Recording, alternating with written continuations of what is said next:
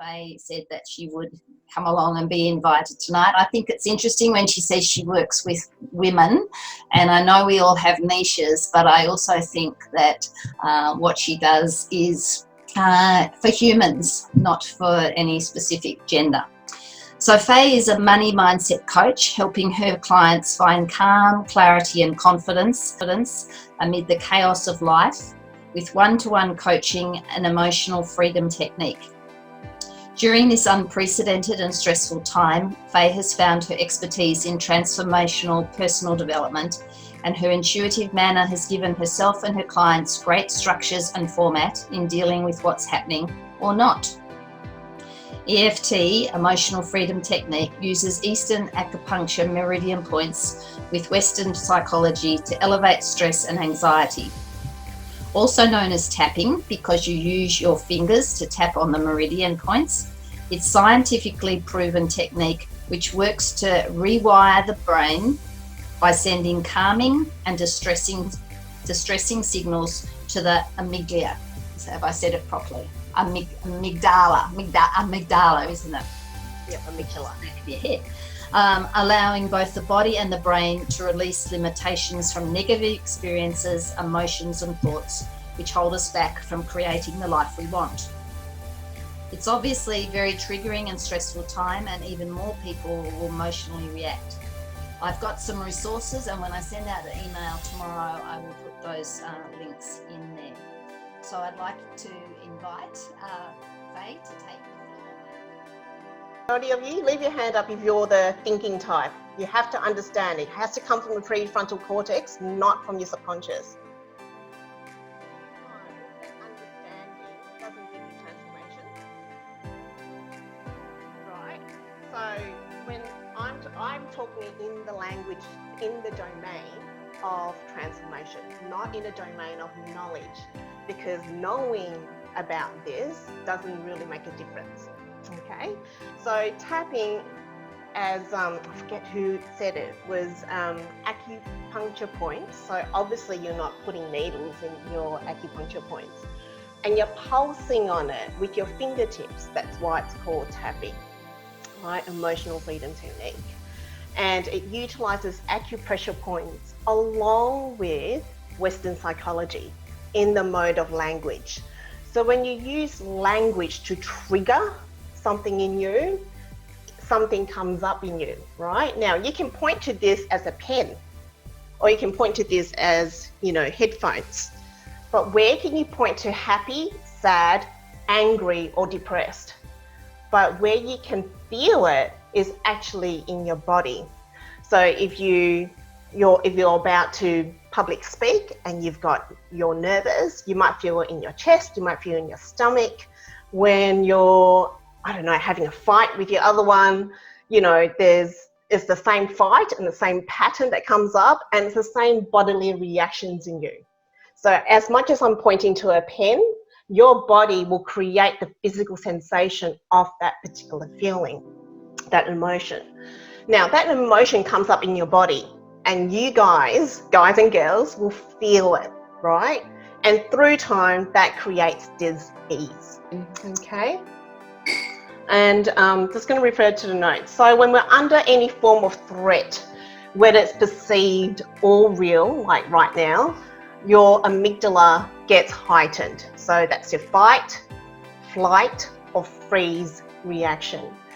And as we're now in constant immersion in the triggered state, your fight, flight, or freeze response is always there. And your triggers will be automatic. You think you have control over it, you actually don't.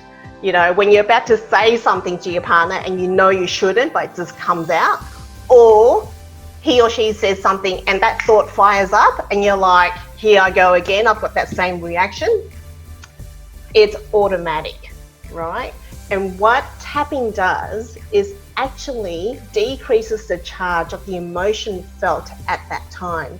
So it rewires your brain such that that particular emotion doesn't come up and grip you, right? Because most of us who have these unworkable patterns, it's the patterns that have us, not us over it. And so tapping alleviates and short circuits that pattern so that, you know, whatever you think is the pattern and the emotion is actually uncollapsed, right? So I'm going to give you an example. Who has discovered that because of the new stresses of COVID-19, they've either emotionally eaten, emotionally spending, or emotionally drinking? Yes. Yeah? Yep. Cool. Hands up. Emotionally eating, emotionally spending, or emotionally drinking? Right? Ronan's like, no, I'm not any of those things. Okay, so I'm going to use that as an example. And you might, I had a client who had 2 blocks of Cadbury Dairy Milk chocolate every single week. 2 blocks, right? Give her Lindt chocolate, she won't have any, but if it's Cadbury Dairy Milk, she will eat the lot. And what happens is she had, through tapping, we're removing the different layers of your subconscious to get to the source, right? A memory came up. So when you're tapping, because we're going through decharging and you're accessing the subconscious, memories pop up. Her best memory that came up for her was that in year 11, she was under pressure. Her mum had bought her a block of Cadbury milk chocolate, right? We thought, oh, that's an obvious association. And that's not a normal chocolate, not normal snack that they actually give. What happened then? She goes, well, actually, as we're tapping and she's getting more relaxed, but letting the subconscious memories come up, she said, I didn't actually have any such of these cravings until my mum passed away a couple of years ago. And when mum passed away, the love and appreciation wasn't there anymore. And hence she had collapsed to Cadbury Dairy Milk chocolate with love and appreciation. So they're one and the same thing. Now with normal people out there, they'll go, oh, you're just addicted to chocolate. You just don't have any, right? Practical in us will go, don't have any. It's just about your discipline. But really, when she was triggered about not having love and appreciation, that was associated with Cadbury milk chocolate. And when we saw that collapsing of the two, we broke it apart, and what happened was she walked down the aisle at Coles where there were so many Cadbury products, and she didn't get triggered to reach for one. So that's how it works.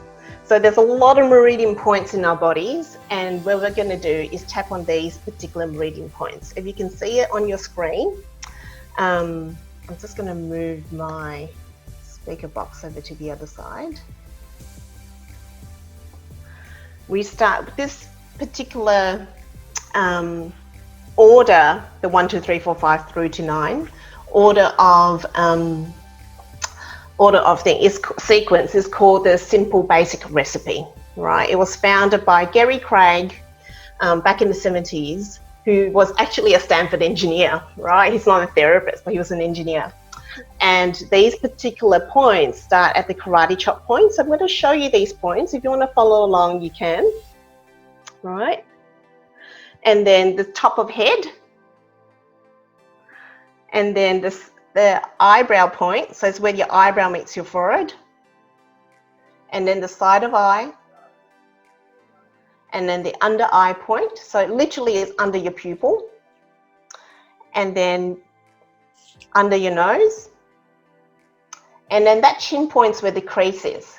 So that's the clarity point. If I ask my 6-year-old, what's 6 plus 9? He'll go, let me think about it. That's the clarity point, and naturally we'll go there. You might unlearn it as an adult, right? But kids naturally go there when they're thinking about something. The next point's the collarbone point. Now, your knobbly bit, where the knobbly bit is, where your collarbone is, you go diagonally down a little bit, there should be a depression, okay? And it doesn't matter whether it's the left side or the right side of your body that you tap, because both sides of the body has the same meridian points, okay? Now, this point, you know, when you see something shocking or something quite horrific, you naturally brace yourself, right? That's natural. You naturally do all these things because it occurs in your body, and that's where energy is kept, and you can move it along by tapping on these points. And then the last point is underarm. So it's about 10 centimeters under your underarm, and you tap there. So for the ladies, it's a bra strap, otherwise 10